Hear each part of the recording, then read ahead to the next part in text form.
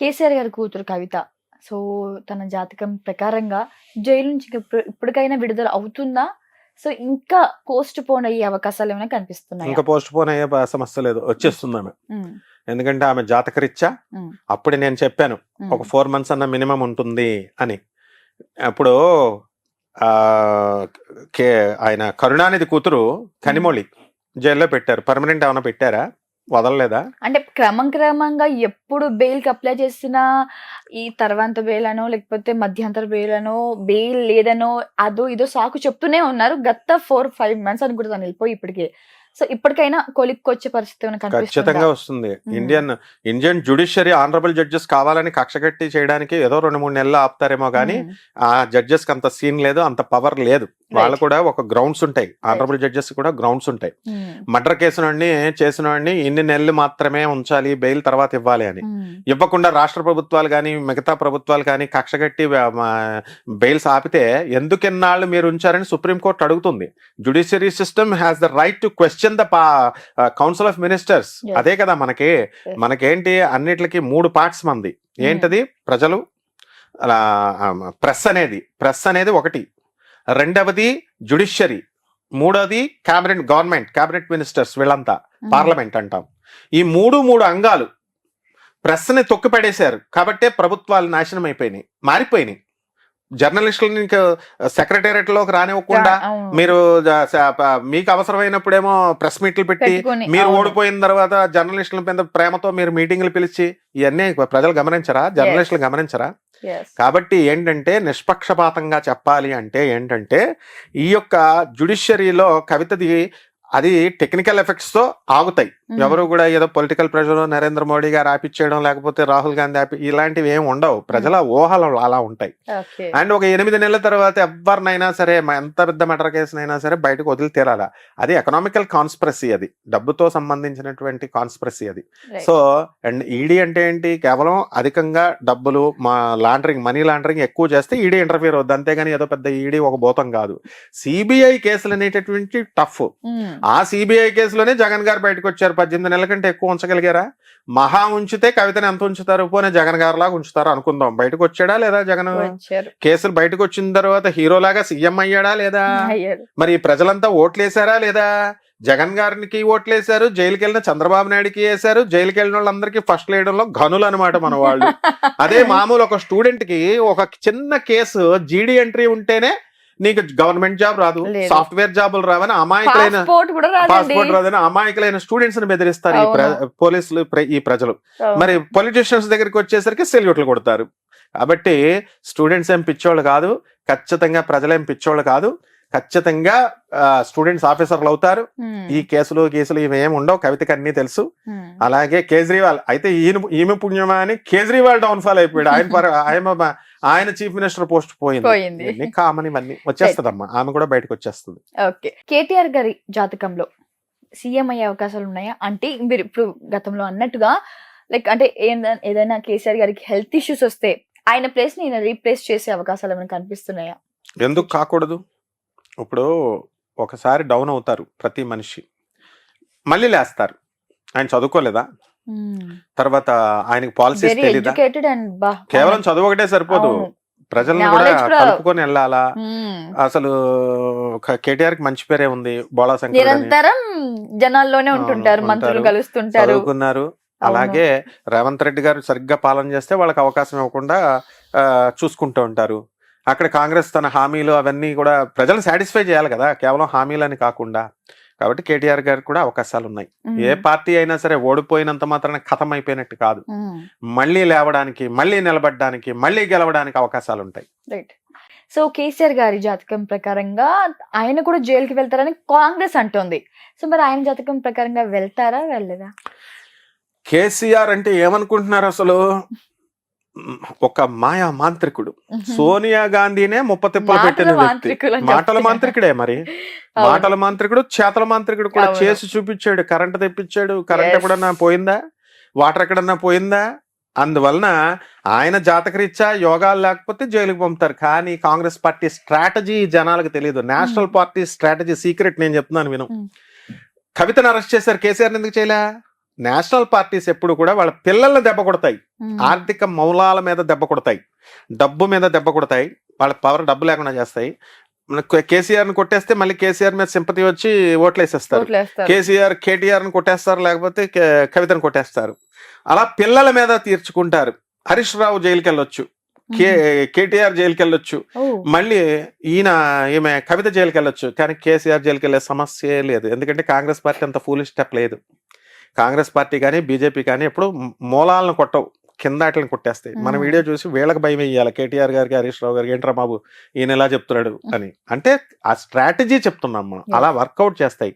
అంటే వీళ్ళేమి క్రైమ్లు ఏం చేయలేదు. ఇప్పుడు కేటీఆర్ గారికి అయినా హరీష్ రావు గారు అయినా వీళ్ళున్నంత వరకు వాళ్ళ స్థాయిలో వాళ్ళకి మంచి పేర్లు ఉన్నాయి. క్రైములు చేశారని చెప్పేవాళ్ళు చెబుతారు. విషయాలన్నీ కోర్ట్ ఆఫ్ లా ఉంది, అదంతా చూసుకుంటది, జ్యుడిషియరీ చూసుకుంటది. Law is like an ass. ఒక చట్టం అనేది ఒక గాడిద లాంటిది. If you go before the ass, గాడిద ముందుకెళ్తే ఇట్ బైట్స్ యూ, కరిచేస్తుంది. If you go back of the ass, it hits you, తన్నేస్తుంది. వెనక్కి నుంచి ఉంటే కాళ్ళతో తనేస్తుంది. ఇదే అడ్వకేట్ జనరల్, నా friend N V Ramana sir supreme court జడ్జిగా ఉన్నప్పుడు ఒక advocate general supreme court of India ఆయన చెప్పినది నాకు. కాబట్టి లాలో కేసీఆర్, హరీష్ రావు, కేటీఆర్, కవిత, జగన్, చంద్రబాబు నాయుడు, పవన్ అని ఉండవు. ఎవరికైనా ఒకటే రూలు, కాకపోతే అటు ఇటు అవ్వచ్చు. ప్రజలే పాలకులు, ప్రజలే మెయిన్. వీళ్ళ డెసిషన్ బట్టి పాలన అనేటటువంటిది ఉంటుందన్నమాట. రేవంత్ రెడ్డి గారు మరోసారి సీఎం అయ్యే అవకాశం ఉందా? ముందు ఇంకా ఆయన రాజకీయ జీవితం ఎలా ఉండబోతుంది? ఆటుపోట్లు ఏమైనా ఎదుర్కొంటారా? సో ఎలా ఉండబోతుంది ఆయన? రేవంత్ రెడ్డి గారు చాలా ఫ్రెండ్లీ మనిషిగా, మెచ్యూర్డ్ పొలిటీషియన్ గా, ఆయన అటు తెలుగుదేశం పాలసీస్, ఇటు కాంగ్రెస్ పాలసీస్ ను జీర్ణించుకున్న వ్యక్తి. ఆయన అధికారంలోకి వచ్చిన తర్వాత ఎక్కడా చూడు ఆయన మీద వ్యతిరేకత లేదు, బ్రహ్మాండంగా చేసుకుంటూ వస్తున్నారు. ఆయన ఫ్రీ బస్సుల స్కీమ్ పెట్టారు, రద్దు చేయలా. ఆడవాళ్ళంతా పొలోమని శుభ్రంగా వెళ్ళిపోతున్నారు, జై రేవంత్ అన్న అంటున్నారు, బస్సులు ఎక్కేస్తున్నారు. మగవాళ్ళు పని అంతా కాబట్టి వాళ్ళు. అయినా సరే రేవంత్ రెడ్డి అన్న మాట నిలబెట్టుకున్నారు. అలాగే ఈ ఇళ్ళు నిలబెట్టుకుంటాడు ఆయన. తర్వాత ఈ యొక్క పిల్లల స్కాలర్షిప్లు ఇవి అవి అన్ని కూడా ఏవైతే అన్నారో చేయలేరు అంటున్నారు. ఆయన అంత పిచ్చోడేం కాదు. ఆయన ఖచ్చితంగా మెచ్యూర్డ్ పొలిటీషియన్, తప్పకుండా బ్రహ్మాండంగా చేస్తాడు ఆయన.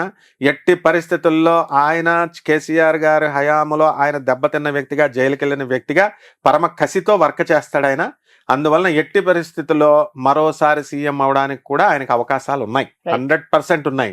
ఛాన్స్ ఎందుకు ఇస్తామమ్మా? నువ్వు నేను సీఎం పోస్ట్ వస్తుంది, మనకు ఒకసారి ఛాన్స్ వచ్చింది, వేరే వాళ్ళకి మనం అవకాశం ఇస్తామా? మన అపోజిషన్ కి ఇవ్వకుండా మాక్సిమం ట్రై చేస్తాం. మన కర్మగాలి, ప్రజలు మిస్ అయితే అది వేరే అన్నమాట. సో మరోసారి రేవంత్ రెడ్డి గారే సీఎం. అట్లే మరి ఇప్పుడు మూడోసారి అయితే మనకి పిఎం అయ్యారు నరేంద్ర మోడీ గారు. మరి నాలుగోసారి కూడా అయ్యే అవకాశాలు ఉన్నాయా, లేకపోతే ఇదే చివరిసారి? ఇంకా ఆయనకి ఇదే చివరిసారి. ఇప్పుడు ప్రజలు అంత కంటిన్యూటీ ఎవరు, ఎందుకంటే మరి కాంగ్రెస్ ఏం చేసిందమ్మా, అలా అయిపోయే ఉద్దేశం ఉంటే ఇప్పుడు కాంగ్రెస్ కి కొంచెం ఎక్కువ పెంచరు. ఇప్పుడు సీట్లు పెరిగినాయి కదా, అంటే ఏంటి, స్లోగా వచ్చేస్తోంది కాంగ్రెస్ దూసుకొని. ఇక్కడ ప్రియాంక ఉంది, అక్కడ ఏం చదువుకోలేదా ఆమె? రాహుల్ గాంధీ చదువుకోలేదా? ప్రజలు చెప్పేస్తే సరిపోద్దా? పప్పు అన్నారు లోకేష్, ఇప్పుడు నిప్పు అయిపోలేదు, అప్పుడు మినిస్టర్ అయిపోయాడు. ఇప్పుడు పప్పు అన్నారు అందరూ. అలాగే రాహుల్ గాంధీని అంటున్నారు. అవును. అయితే రాహుల్ గాంధీ గారి జాతకం ప్రకారంగా అయ్యే అవకాశాలు ఉన్నాయి, 100% ఉన్నాయి. అంటే నెక్స్ట్ పిఎం ఆయననే, ఇంకా మనకి డౌటే లేదు. వీళ్ళ బీజేపీ ఎంత బాగా చేసినా సరే ప్రజలేరు, దొంగలు ప్రజలు. ఎందుకని? కొత్త ఒక వింత, పాత ఒక రోత అని. అలా చక్కగా ఎందుకు మరి యూపీ వాళ్ళ స్టేట్ లోనే వాళ్ళకి ఎందుకు వేయలేదు? బానే చేశాడుగా మోడీ, బానే చేశారని చెప్తున్నారు, మరి ఎందుకు వేయలేదు యూపీలో? అలా ప్రజలు అంచనాలు వేయలేం. ప్రజలే పెద్ద జ్యోతిష్కులు, ప్రజలే పెద్ద ప్రొఫెసర్లు. మనం ఏంటి చెప్పేది? మనం జ్యోతిష్కులు ప్రొఫెసర్లైనా ప్రజలే నెంబర్ 1 ప్రొఫెసర్లు, వాళ్ళే అనాలిసిస్ కరెక్ట్ గా చేస్తారు. కాబట్టి అందరికీ ఛాన్స్ ఉన్నాయి. ఈ పోరాట పటిమలో అందరూ కొట్టుకోవాల్సిందే పొలిటికల్ లీడర్స్.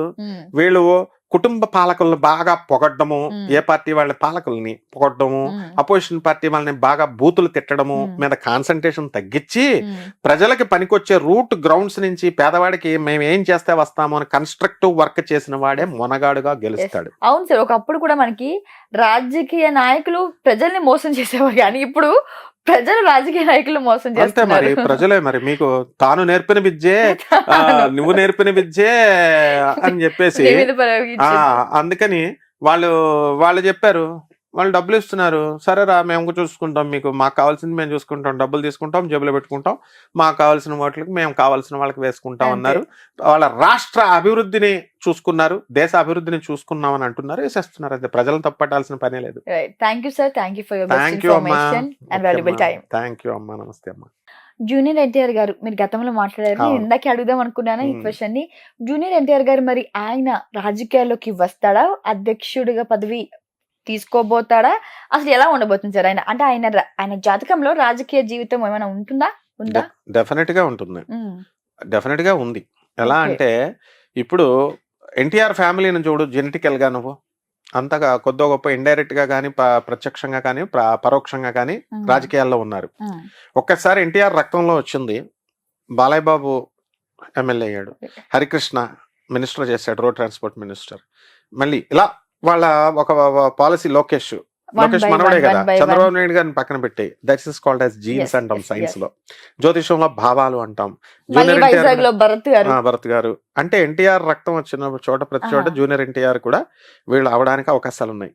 కాబట్టి ఈయన ఏంటంటే తెలుగుదేశంలో ఈయనకి ఛాన్స్ ఇవ్వరు, ఎందుకంటే లోకేష్ ఉన్నాడు కదా స్ట్రాంగ్ క్యాండిడేట్ అక్కడ. కాబట్టి అటువంటిప్పుడు ఆయన నిరాశపడ్డు. మామూలు ఆయన సొంత క్రేజ్ ఉంటుంది, ఎన్టీఆర్ మనవడు అనే క్రేజ్ ఉంటుంది, వేరే పార్టీ పెట్టుకుంటారు. పార్టీ పెట్టుకుని ఆయన క్యాలిబర్ ఆయన ప్రూవ్ చేసుకుని ఆయన కూడా సీఎం అవ్వచ్చు, ఎవరైనా అవ్వచ్చు. చరిష్మా ఉండాలా, ఆ లెగసీ మెయింటైన్ చేయాలా. ఇప్పుడు చిరంజీవి గారు పార్టీ పెట్టారు ప్రజారాజ్యం, మూసేశారు అన్నారు. పవన్ కళ్యాణ్ దూసుకొని వచ్చాడు, గెలిచాడు, అయ్యాడు.